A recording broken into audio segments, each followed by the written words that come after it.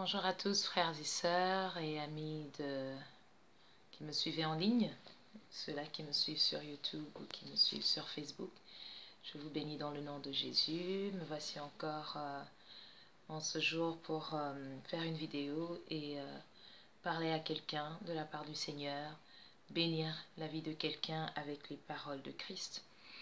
Aujourd'hui, ce que le Seigneur a mis dans mon cœur, c'est la pensée de pouvoir aller et suivre l'inspiration du Saint-Esprit et agir en conséquence. La fois dernière, j'avais fait une vidéo parlant du fait de pratiquer, de prendre un temps de méditation, un temps de prière qui sera réservé de manière quotidienne tout au long de cette année. Disons que c'est de cette manière-là que nous apprenons à être sensibles aux choses de Dieu et à être conduits par l'Esprit de Dieu ici-bas sur la terre. Aujourd'hui, c'est quelque chose qui va en continuité. J'ai 2-3 passages que je voudrais citer dans la parole de Dieu et parler par rapport à cela, mais j'aimerais commencer par le livre, la lettre de Paul aux Colossiens. Je vais lire un peu le début et expliquer plus ou moins en référence avec les autres passages ce que le Seigneur a mis dans mon cœur, et je sais que ce sera une bénédiction pour quelqu'un quelque part. Alors le chapitre 1 de l'épître de Paul aux Colossiens, verset 1 dit: Paul, apôtre de Jésus-Christ par la volonté de Dieu, et le frère Timothée, aux saints et fidèles frères en Christ qui sont à Colosse, que la grâce et la paix vous soient données de la part de Dieu notre Père. Nous rendons grâce à Dieu le Père de notre Seigneur Jésus-Christ, et nous ne cessons de prier pour vous, verset 4, ayant été informés de votre foi en Jésus-Christ et de votre charité pour tous les saints, à cause de l'espérance qui vous est réservée dans les cieux, et que la parole de la vérité, la parole de l'Évangile vous a précédemment fait connaître.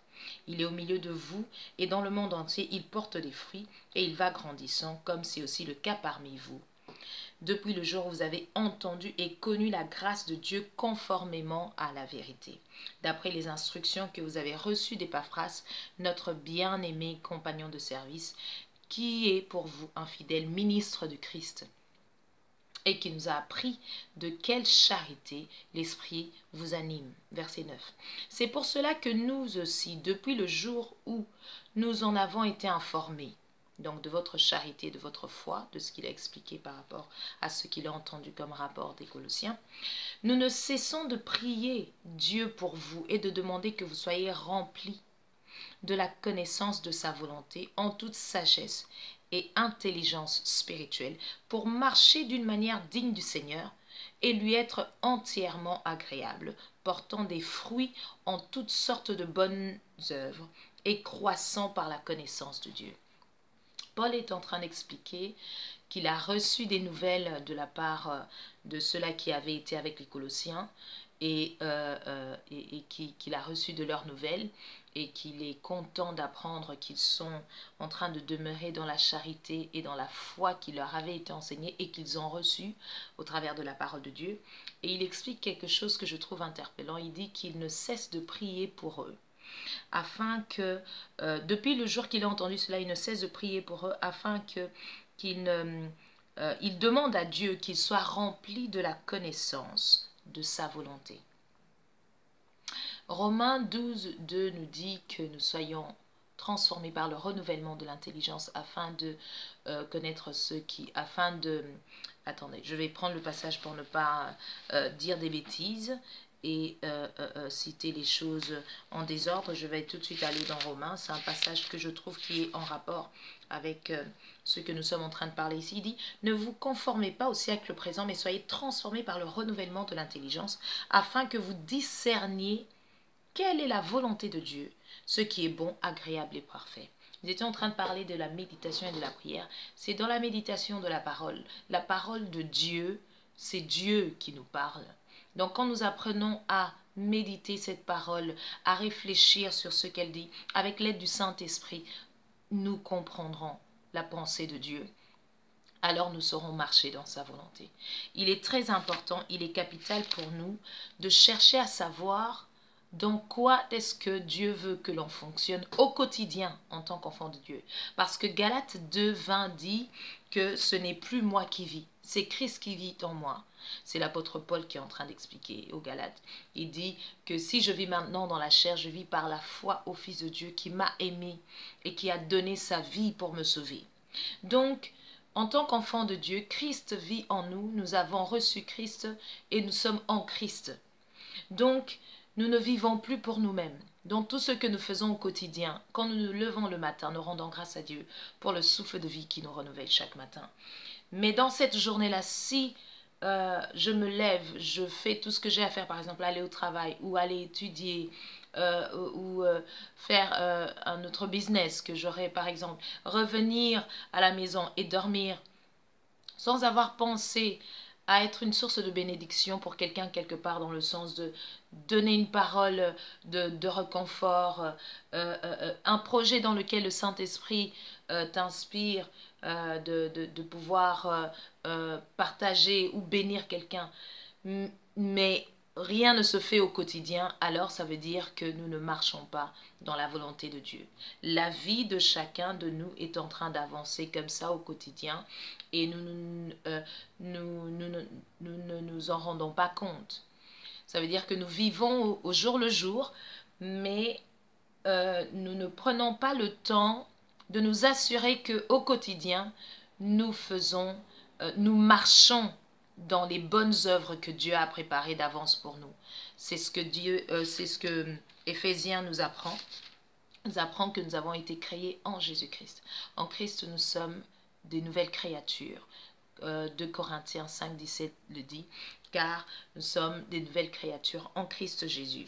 Je vais lire Éphésiens et je vais lire aussi Corinthiens. Éphésiens chapitre 2, verset 10 nous dit: car nous sommes son ouvrage, en parlant de Dieu, nous sommes son ouvrage, ayant été créés en Jésus-Christ pour de bonnes œuvres que Dieu a préparées d'avance afin que nous les pratiquions.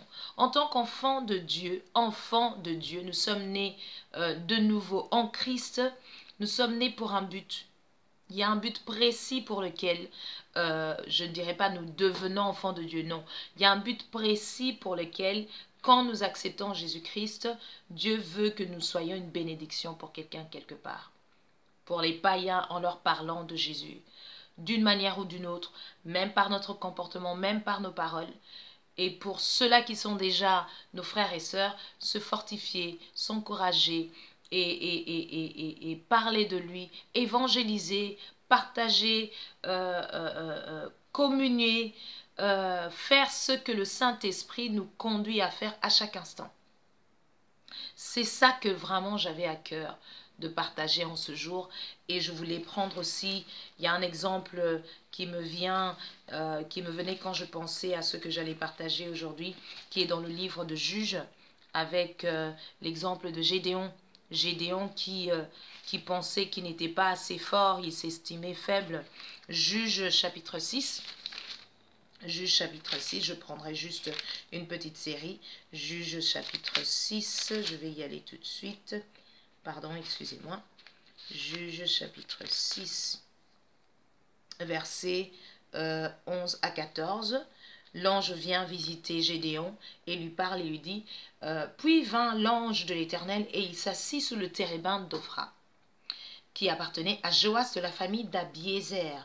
Gédéon, son fils, le fils de Joas, Gédéon, son fils, battait du froment au pressoir pour le mettre à l'abri de Madian. Quand on lit le contexte, on voit que c'est une période où le peuple d'Israël était opprimé par les Madianites. Donc ils se cachaient, c'était pas une période facile pour eux.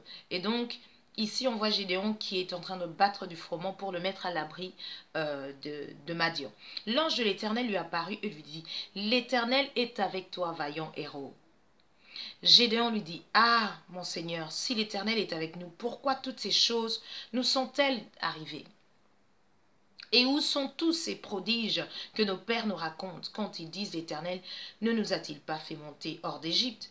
Maintenant l'Éternel nous abandonne et il nous livre entre les mains de Madian.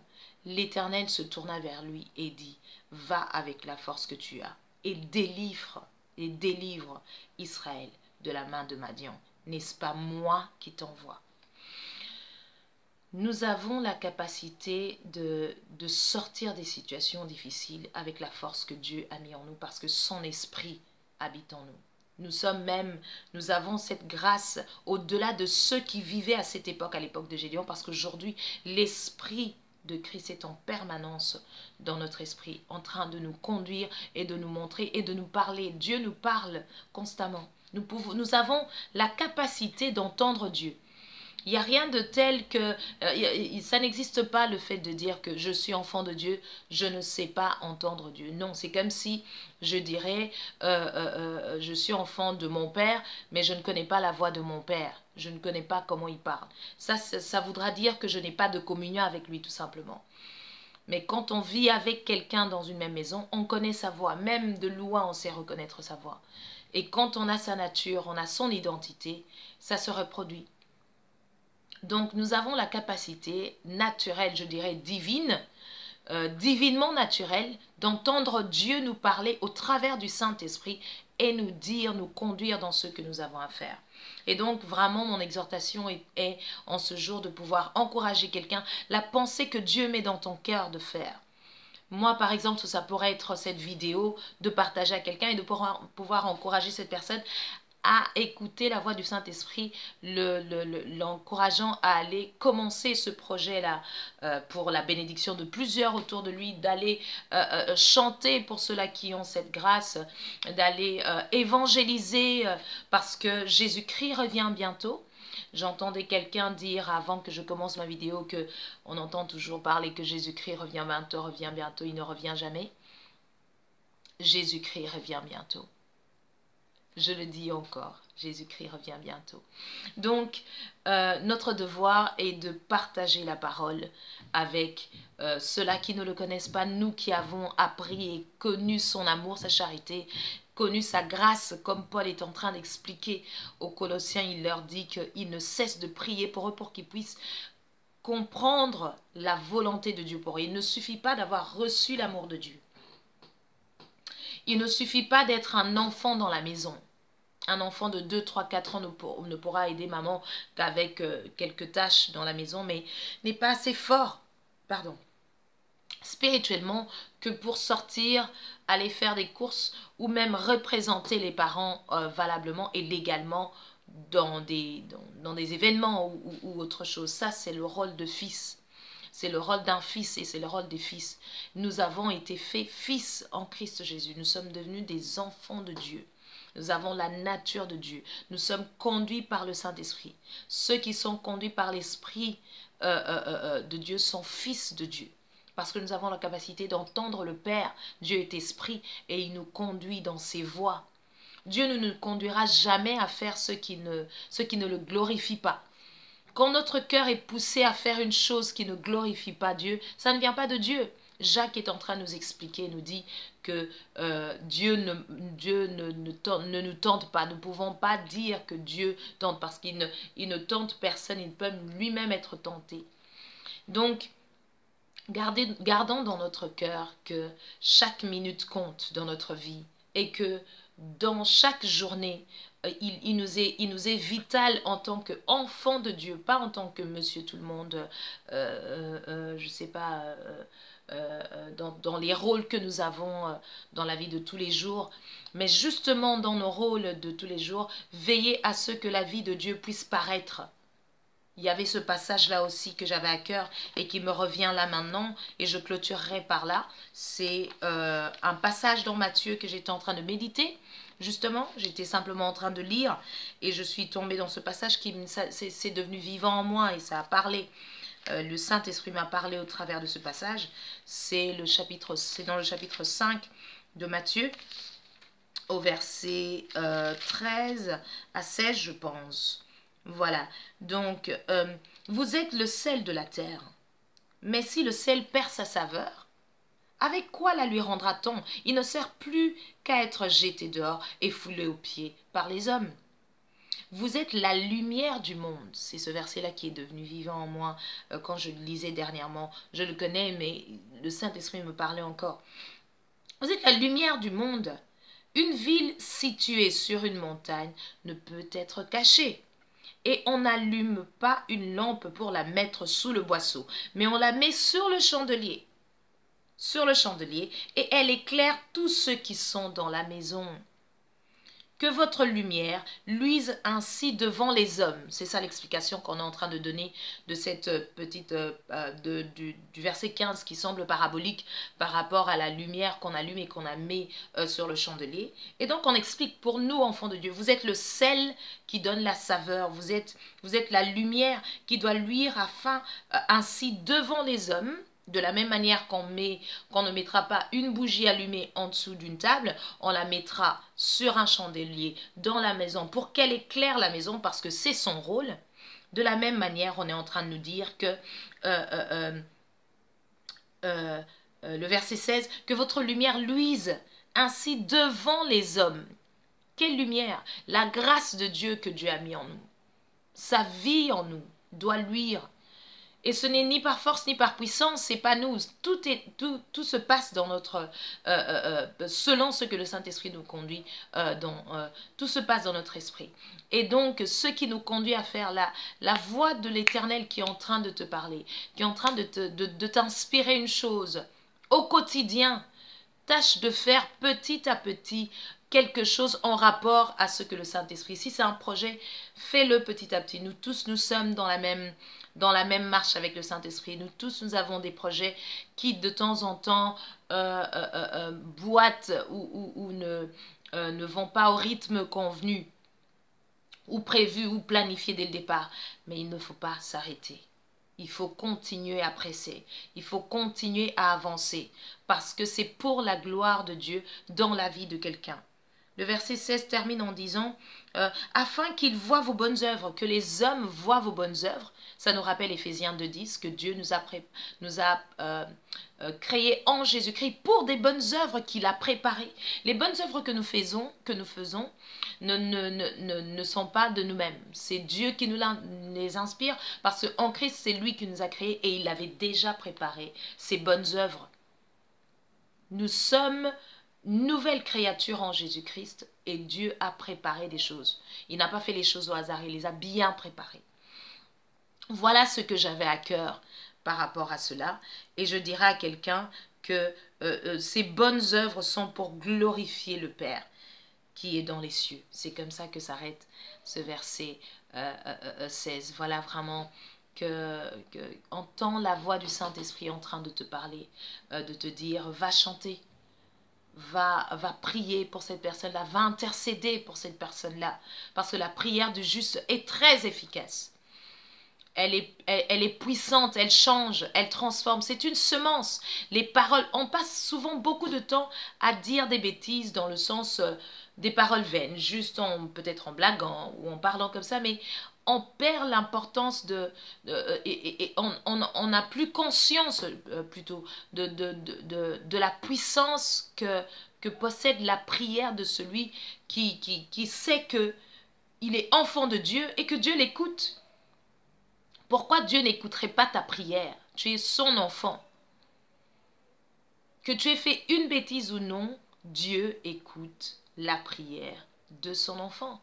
C'est comme un père qui n'entend pas, qui n'écoute pas la voix de son fils qui lui parle dans une maison, dans leur maison. Donc gardons un cœur simple devant le Seigneur et on va me dire, mais comment est-ce que je peux entendre le Saint-Esprit? Le Saint-Esprit parle d'une manière ou d'une autre, mais c'est dans sa parole, que c'est dans la parole de Dieu que nous apprenons à reconnaître la voix de Dieu quand il nous parle. Parce que c'est la parole de Dieu. Dieu a inspiré ses frères qui ont vécu à cette époque et ils ont écrit de la part du Seigneur, nous aidant à nous aiguiller pour savoir comment marcher au quotidien dans les choses de Dieu. Donc voilà que quelqu'un se sente fortifié. Le Seigneur est vivant, il nous aime et nous avons la capacité de faire des grandes choses en son nom, ici-bas sur la terre, pour sa gloire. allons-y, allons avec la force que nous avons, comme l'ange a dit à Gédéon. Soyez bénis et à très bientôt pour une nouvelle vidéo. Bye bye. Merci.